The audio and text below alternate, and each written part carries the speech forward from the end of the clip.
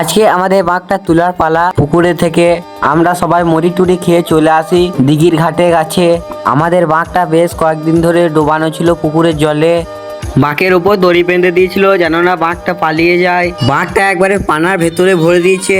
দিয়ে বাঘটা তুলে দেখি কত গুগুলি ধরেছে বাঁকের ওপর। গুগুলিগুলো ঝটপট ছাড়িয়ে বাঘটার ওপরে যে দড়িটা বেঁধেছিল ওই দড়িটা খুলে নিল তাড়াতাড়ি করে। আমরা বাঁক তুলছিলাম আর এইদিকে দেখে আর একজনা চলে এসেছে। আমাদের বাঁকের ওপর থেকে দড়িটা খোলা হয়ে গেছে। এবার বাঁকটা ধুতে যাব আমি।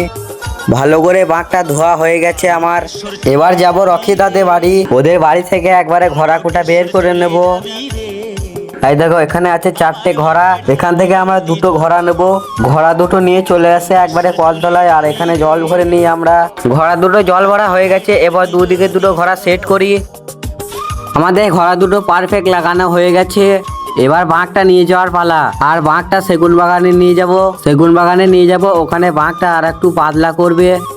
আর দেখো আমি যখন বাঁকটা নিয়ে চললাম বাঁকটা একটুকু দুঃখছে না গো। আমাদের তো মনে হয় যত বাঁকটা দুলবে ততটাই ভালো হবে। আর তোমাদের মতামত কি হয় সেটা কমেন্টে বলে যাবে, যেন বাঁকটা পাতলা করলে ভালো হবে না মোটা করলে। তো আজকের এই ভিডিওটা এই পর্যন্ত। আর এই পার্ট 2 কালকে আসবে। এটা হচ্ছে পার্ট 1।